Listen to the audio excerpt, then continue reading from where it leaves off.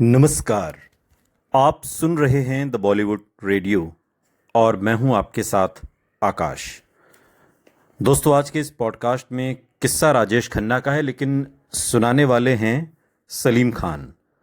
सलीम जावेद की जोड़ी के सलीम खान, सलमान खान के पिता।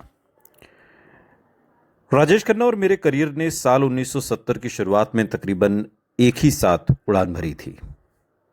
अपने एक लेख में सलीम खान यहां से शुरुआत करते हैं। राजेश खन्ना से जब मेरी और जावेद अख्तर की मुलाकात हुई थी, तब तक उनकी फिल्में आराधना और दो रास्ते रिलीज हो चुकी थी और उन्हें सुपरस्टार का खिताब मिल चुका था। फिर हमने जीपीसीपी की फिल्म अंदाज में पहली बार साथ काम किया। इस फिल्म के निर्माण के दौरान ही हमारी जान पहचान बढ़ी और उनके साथ कई स्टोरी आइडिया पर बहुत चर्चा होती थी।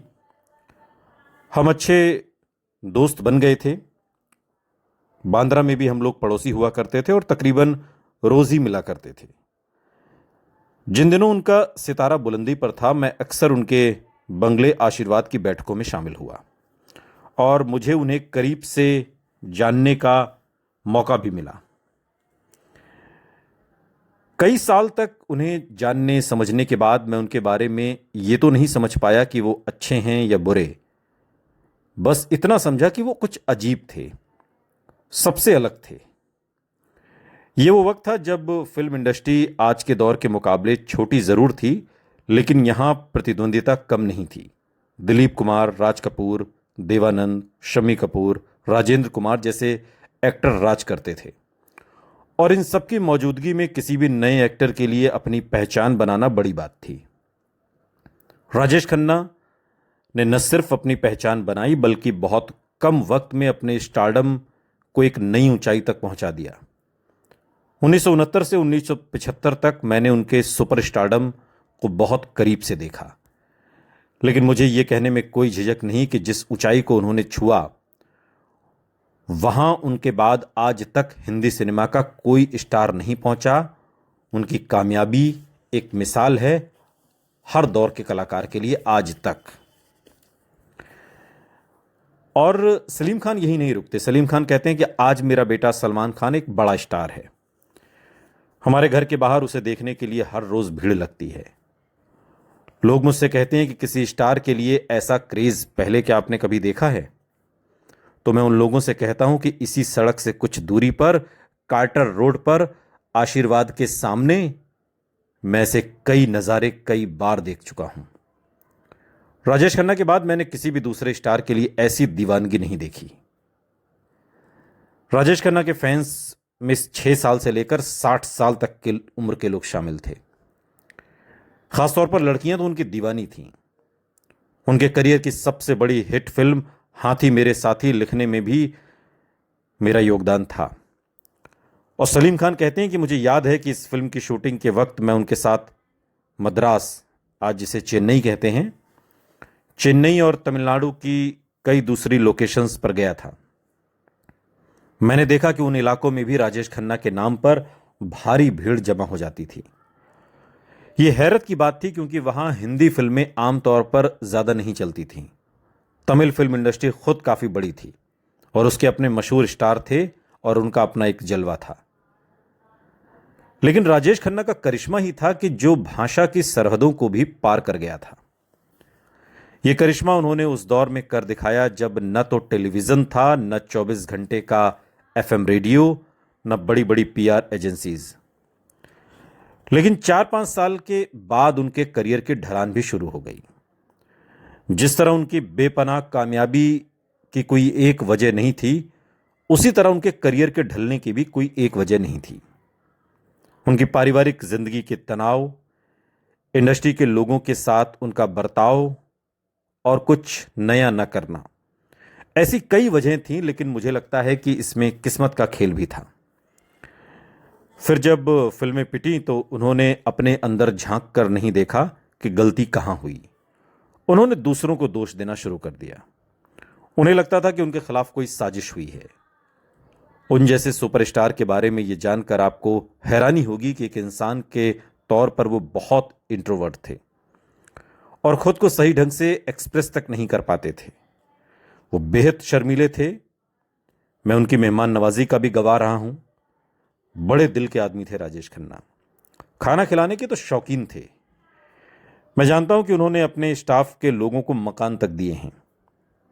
कोई आदमी अच्छा लगता था तो उसके लिए बिछ जाते थे राजेश खन्ना।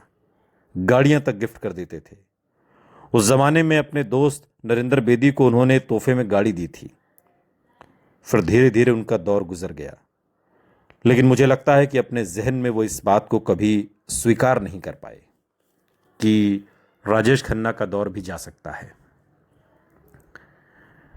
फिल्म इंडस्ट्री के कई स्टार्स, कई किताबें सितारों पर लिखी गई और इनमें से ज़्यादातर या तो राजेश खन्ना से पहले के स्टार्स जैसे दिलीप कुमार, देवानंद, राज कपूर, शम्मी कपूर वगैरह पर हैं, या फिर राजेश खन्ना के बाद के स्टार्स जैसे अमिताभ बच्चन पर। हैरानी की बात है कि राजेश खन्ना पर अब तक कुछ भी शोध परख लिखा नहीं गया, जबकि उनका दौर हिंदी फिल्म इंडस्ट्री का बेहद अहम और करिश्माई दौर रहा है। और अपने उस दौर में वो वन मैन इंडस्ट्री थे, और कहा जाए तो उन दिनों फिल्में नहीं चलती थी, सिर्फ राजेश खन्ना चलते थे। तो ये कोई अतिशयोक्ति, कोई बड़बोली बात नहीं होगी। किसी कलाकार की जिंदगी के बारे में रिसर्च करके लिखना आसान नहीं हो। वक्त बीतने के साथ कलाकार को जानने वालों की यादें अक्सर धुंधली हो जाती हैं। जरूरी है कि उन लोगों से बात करके उनकी पर्सनैलिटी को समझकर उसे दस्तावेज किया जाए, दस्तावेज बंद किया जाए। कोई भी शख्स ऐसा क्यों था, उसकी एक्टिंग, फिल्में, जिंदगी सिनेमा के इतिहास का हिस्सा है जिनके बारे में लिखा जाना चाहिए। इस किताब के शोध के लिए लेखक यासिर उस्मान ने कई लोगों से बहुत बातें की। जो किताब उन्होंने लिखी, राजेश खन्ना कुछ तो लोग कहेंगे, और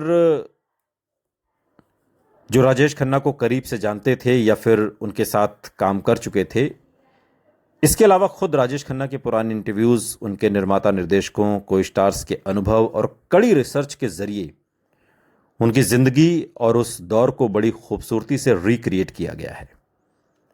हालांकि राजेश खन्ना की असली जिंदगी की कहानी है, लेकिन लेखक का अंदाजे बयां ऐसा है कि यह कहानी किसी दिलचस्प फिल्म की तरह जहन में यादगार तस्वीरें उभारने लगती है। और इन तस्वीरों में राजेश खन्ना पलके झपकाते हुए अपनी हसीन मुस्कान के साथ नजर आते हैं, और बाद में अकेलेपन और गुमनामी से जूझते हुए गुजरे जमाने के स्टार के तौर पर भी।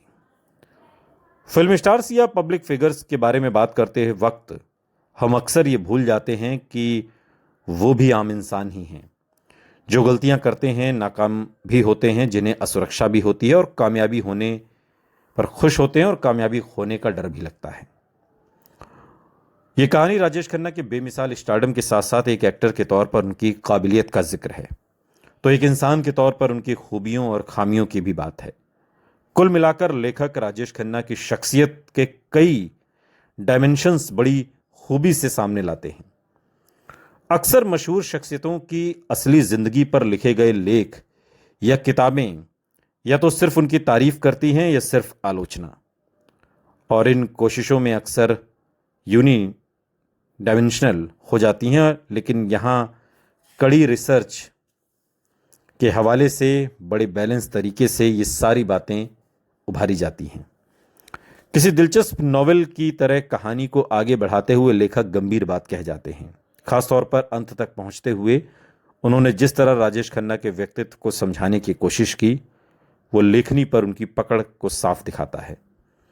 और इसमें एक तरह से लेखक जिस तरीके से इस पूरी कहानी को दर्शाते हैं, उससे यूं लगता है कि लेखक की पत्रकारिता की ट्रेनिंग भी बहुत मजबूत है। ये किताब है राजेश खन्ना कुछ तो लोग कहेंगे, जिसकी प्रस्तावना लिखते वक्त सलीम खान ने राजेश खन्ना के साथ बिताए अपने पलों को याद किया। सुनते रहिए द बॉलीवुड रेडियो, सुनता है सारा इंडिया।